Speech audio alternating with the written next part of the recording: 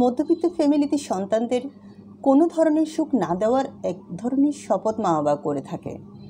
আদর দিলে বাঁদর হবে, সুখ দিলে অসভ্য হবে, ভালো স্বরে কথা বললে বেয়াদব হবে, এই ধরনের ধারণা পোষণ করে জীবন পার করে দেন। আমরা মানুষরা ভুলে যাই, মানুষ যা ইনপুট করে তারই আউটপুট হয়। আম গাছ লাগালেই আম ধরবে, বেত ছাড়ে আম হয় না, মাকাল ফল হয়। দেখতে একই হলেও স্বাদ আকাশ পাতাল। ছেলেদের ছোটোখাটো আবদার পূরণ না করা মা বাবা হওয়ার শপথনামা। অনেকেই পরামর্শও দেয়, বাচ্চা চাইলেই দিতে নেই, কান্না করলে তো একদমই না। কেন কান্না করলো তার শাস্তি পরে দেওয়া উচিত। কিন্তু যে ছেলে বন্ধুদের সাথে গুলি নিয়ে চোর পুলিশ খেলায় মেতে উঠতে পারেনি, সে সবার গুলি ভেঙে যাওয়ার পর নতুন গুলিতে করবেটা কি? এই লজিকটা মা বাবা সন্তান জন্মানোর পর ভুলে যায়।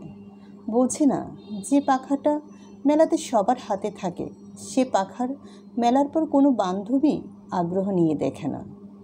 এটার চেয়েও বড় একটা বাজে স্বভাব আছে, সেটা হচ্ছে পরের সন্তান নিজের সন্তানের চেয়ে বেশি আপন মনে হয়।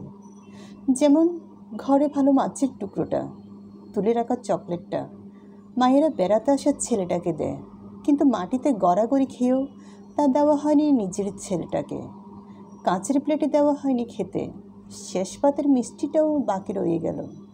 মেহমানেরা খাবে এই তীব্র মুখ ঝামটায়।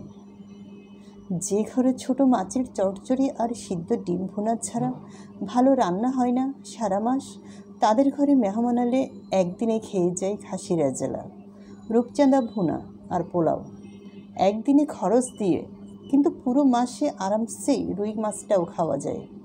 কিন্তু তা হয় না, হবে একদিন, যা মেহমানরা মনেই রাখে না। কিন্তু ছেলে মেয়ের মনে রয়ে যায় প্রতিদিনের কলমি শাক আর মসুর ডাল দিয়ে পেঁপের তরকারি। এইসব বড়ই সামান্য।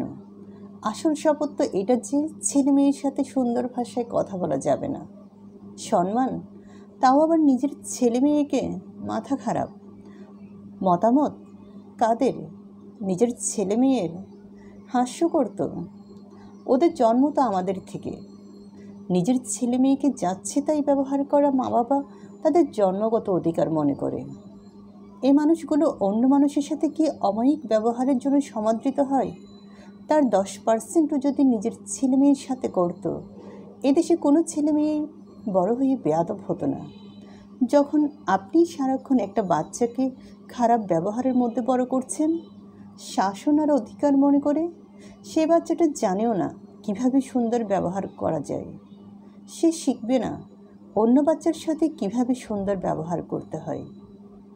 তাছাড়া হঠাৎ জুড়ে যাওয়া সম্পর্কগুলো নিজের ছেলে মেয়ের চেয়ে বেশি বড় হয়ে যায়। তাদের ব্যবহারে মুগ্ধ হয়, সামান্য উপহারে আপ্লুত হয়। ঘরের ভালো জিনিসটা তাদের নামে হয়, তাদের ছেলেমেয়েরাই সেরা হয়, আর নিজেরটা হয় যাচ্ছে তাই ফাজিল। কিন্তু বুঝে না যে ব্যবহার অন্যের সন্তান পায় তার 1%ও যদি নিজের ছেলে মেয়ে পায়, কি মিরাক্কেলটাই না ঘটত।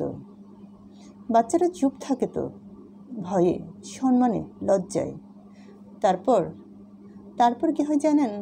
ছেলে মেয়েদের বয়স বাড়ে, 25 পেরিয়ে 30, 30 পেরোতেই তারা ভয় ভুলতে থাকে, বুঝতে থাকে তারাও মা বাবা হয়ে উঠেছে। এতদিনে যে ভয়টা ভালোবাসার নামধারীতে তাদের মস্তিষ্কে বসবাস করছিল, সে হাসতে থাকে, বুঝতে থাকে তারা আসলে আম নয়, মাকাল হয়েই বড় হয়েছে। এরকমটা আর নিয়ম না বাচ্চা মানুষের, এটা স্বভাব। তখন আসে সন্তানের ফিরতি লুডুর গুটি। চাইলে কি যেতে হবে ডাক্তারের কাছে? চাইলে কি যেতে হবে এত দূর মামার কোনো আত্মীয়ের কাছে? মাছের ভালো টুকরোর অধিকার তো মেহমানদের। তা শ্বশুর বাড়ি থেকে আসা লোককে কি পুঁই শাকের চচ্চড়ি খাওয়ানো যাবে? প্রতিদিন তো আর চিংড়ি খাওয়া যায় না। তোমরাই তো শিখিয়েছ। ভালো কাপড়টা অপরকে দিতে হয়, ভালো বেডশিট রাখতে হয় একদিনের জন্য। টুপ করে জুড়ে যাওয়া সম্পর্ক নিয়ে মাতামাতির স্বভাব তো তোমাদের থেকেই পেয়েছি। শ্বশুরবাড়ির লোক তো পঞ্চমুখ থাকবেই। শালির বিয়েতে স্বর্ণ না দিলে চলে? ভাইয়ের ল্যাপটপ পরের বছর আসুক, তাতেই কি? তোমরাই তো শিখিয়েছ। আমার স্পাইডারম্যান ব্যাগটার চেয়ে বেশি ইম্পর্ট্যান্ট ছিল ছোট পিসির ভাসুরের মেয়ের বিয়েতে দেওয়া দামি উপহারটা।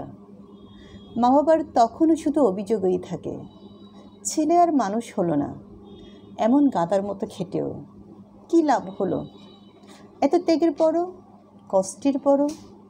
কিন্তু আমি দেখেছি, যারা ছেলে মেয়ের সাথে ছোট থেকে ভালো সম্পর্ক রাখে, থাকে না কোনো বন্ধু বান্ধবের বাবা, বাবাকে ভয় পায় না, লজ্জা পায় না মাকে বলতে যে তার বন্ধুরা ঘরে আসবে, রেজাল্ট খারাপ হয়ে লুকিয়ে বাঁচার যন্ত্রণা নেই, যাদের বাবা মাঠে উড়ানোর জন্য ঘুড়ি বানিয়ে দিত, অনুষ্ঠানের জন্য যার মা সুন্দর করে সাজিয়ে দিত, যারা তাদের মা বাবাকে তুমি বলাতে খিক খিক করে হাসতাম, যারা ব্রেকআপের পর ঘরে গাল ফুলিয়ে কান্না করতে পারত, তারা 30-এর পর মা বাবাকে ভগবানই মানে।